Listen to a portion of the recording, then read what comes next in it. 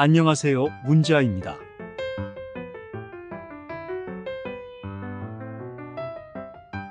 이번 시간에는 루키에 나오는 우연히에 대해 알아보겠습니다.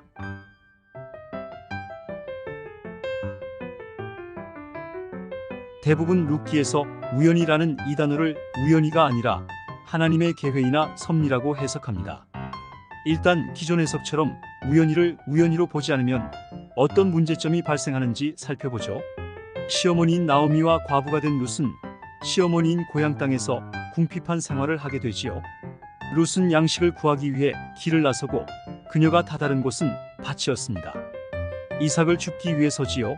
그런데 그곳이 부잣집 도련님 보아스 소유의 밭이었고 그 보아스는 나오미 남편 엘리멜렉의 친족이었지요. 그런데 기가 막히게도 그때 때마침 보아스가 밭에 나와 있었습니다. 기가 막힌 타이밍이죠. 타이밍도 타이밍이지만 그 보아스의 눈에 룻이 뿅 하고 띄게 됩니다.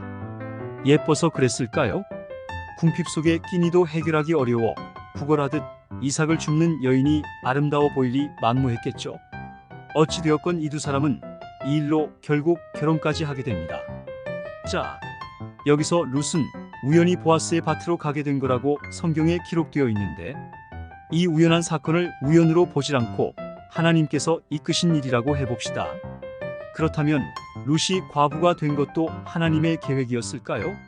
룻의 시어머니인 나오미가 과부가 된 것도 하나님의 계획이었을까요? 나오미가 고향인 베들레헴에서 고향 사람들에게 내가 이렇게 된 것은 하나님께서 괴롭게 하셨습니다. 한탄한 내용들이 정말 하나님께서 하신 일일까요? 만일 이것이 사실이라면 정말 무서운 일이겠군요. 하나님께서 보아스를 결혼시키기 위해 이 모든 걸 다 계획하셨다. 이렇게 결론이 나니 말이죠.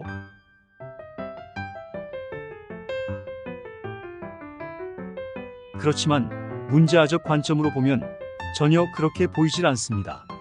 일단 루키 2장 3절에 나오는 우연이라는 단어는 정말 신의 한 수라고밖에 할 수 없을 듯 하군요. 룻이 보아스의 밭에 다다른 시점이 우연히 이루어진 것이라면 그 이전의 사건들도 우연이고 그 이후의 사건들도 우연히 일어난 것으로 됩니다. 당연히 이 우연은 진짜 우연히 일어난 일이라고 문지아는 생각합니다. 그러니까 나오미가 과부가 되고 두 아들을 잃게 된 것, 그리고 며느리인 룻과 함께 고향 베들레헴으로 돌아온 것도 우연히 일어난 일이고 룻이 보아스를 만나 결혼하게 된 것도 모두 우연이라는 게 저의 관점이지요. 그래서 하나님께서 이것은 모두 우연히 일어난 일이라는 것을 밝히시기 위해서 루키 2장 3절에 우연히 란 단어를 딱딱딱 박아 놓으신 겁니다.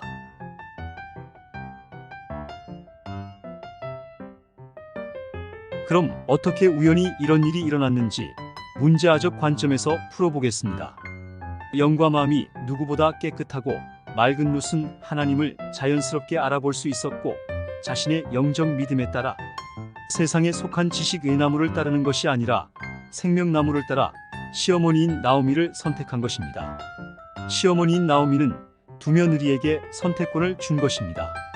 생명나무를 따를 것인지 세상에 속한 지식의 나무를 따를 것인지.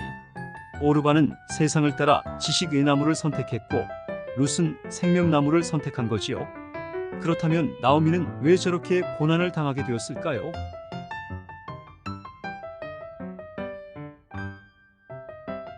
그렇죠. 나오미도 생명나무보다는 지식의 나무를 선택했기 때문에 자연스럽게 고난을 당한 거지요. 그렇게 베들레헴으로 두 여인은 오게 되었습니다. 이렇게 영과 마음이 깨끗하고 맑은 룻은 베들레헴에 대해 아는 것이 없어 발 닿는 곳으로 돌아다니게 된 거지요. 그런데 부잣집 도련님인 보아스도 누구보다 맑고 깨끗한 영을 가진 자임에 틀림없습니다. 부잣집 도련님이 무슨 밭에 나가서 있나요? 어디 물 좋은 나이트클럽에서 비싼 양주 마시며 물 관리나 하고 있지요.